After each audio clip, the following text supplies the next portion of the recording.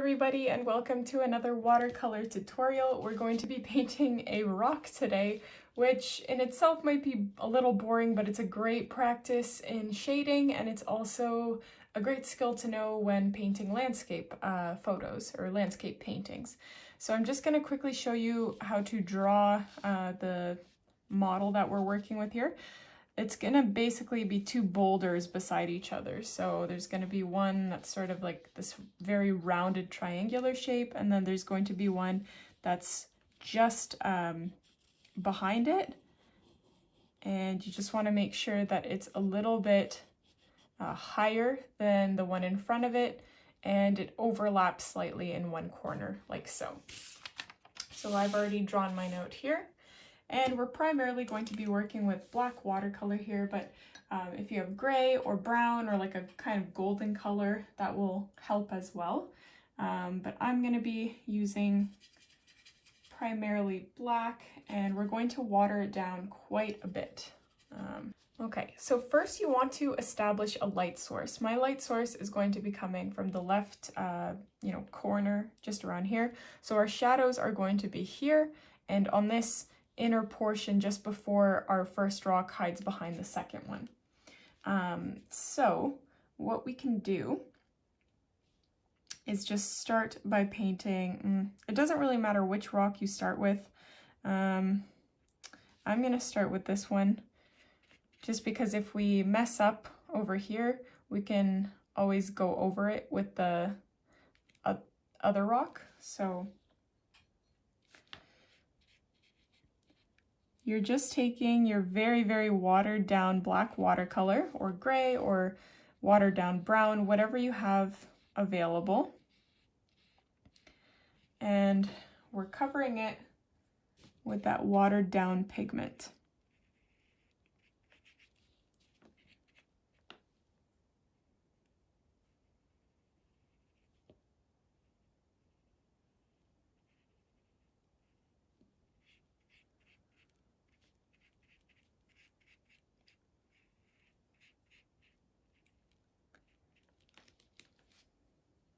Okay, so our light source is coming from here, so we want to pick up the pigment that is on this side, because that's the side that's going to be the brightest.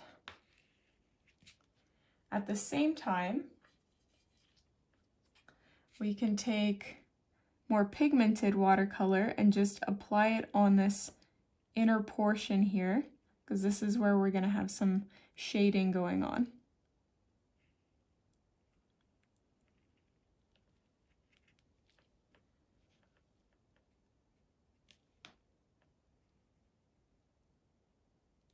I'm also going to have a part of my rock just sticking out here a little bit. So the sun is going to be hitting here and it's going to cast a shadow that way, and then just a little bit over here as well. There's going to be another ledge here that's casting a shadow that way.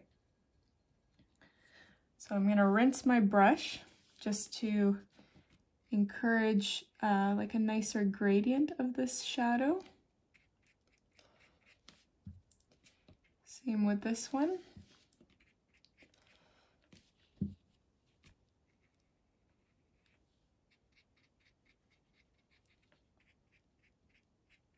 And I am just going to keep adding black watercolor until I'm happy with the intensity of my shadow. Because as we add it, it sort of fades into the background. And if you're working with cotton paper, that's really good because it kind of does the job for you, but we do have to keep applying that darker color so that we can maintain that shadow.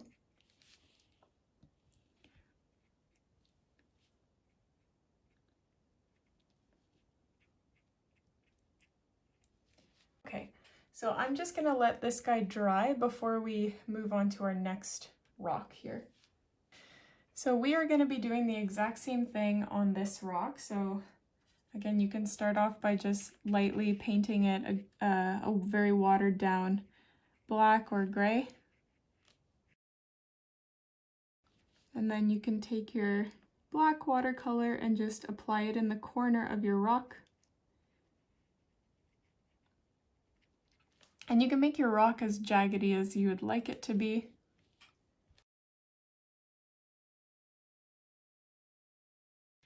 And you can do the same thing that you did with the first rock, so you can add some random bursts of shadow in random places to insinuate like there are parts that are sticking out from the rock. And you can keep adding that black shading as the shadow fades.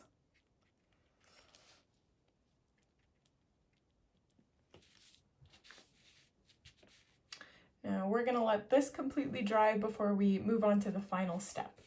Now that my rocks are completely dry, I'm just going over some of the details just to make them a little bit more prominent. So when I started painting the second rock here, this first rock, the shadow of it overlapped a little bit with this rock, and so I'm just going over that and fixing some little things. So I want to bring out that shadow, for example, which is why I'm going over it. You just want to be careful that you're maintaining like a rock shape when you're going over these sections, because if you make them really rounded, then they're not going to look like rocks anymore.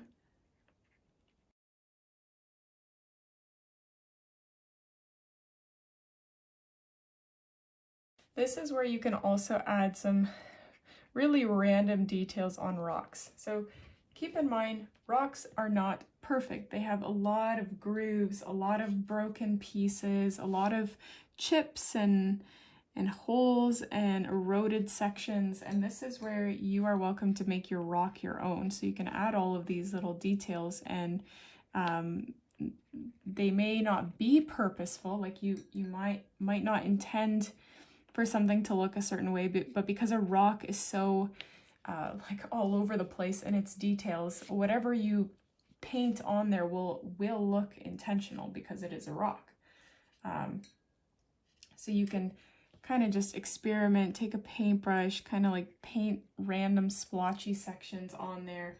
If you don't like them, sort of blend them out, and it'll make your rock come to life and give it that extra bit of detail that it needs. So I'm also just taking some white acrylic paint here, and I'm adding it to random portions of my rock, including some sections that are still wet. And this will add even more detail to a rock. Make it look even more old and eroded and intentional in our detail work. And of course, I'm just moving on to the second rock, and I'm doing similar things to this guy. I'm really bringing out the shadows.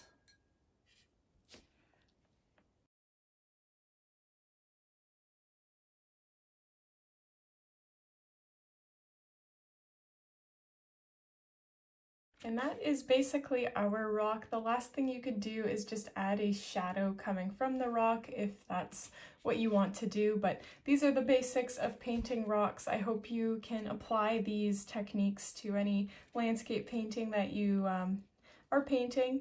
Don't forget to subscribe to my channel if you enjoyed this. Hit like on this video because it helps me grow my channel, and I will see you guys in the next tutorial.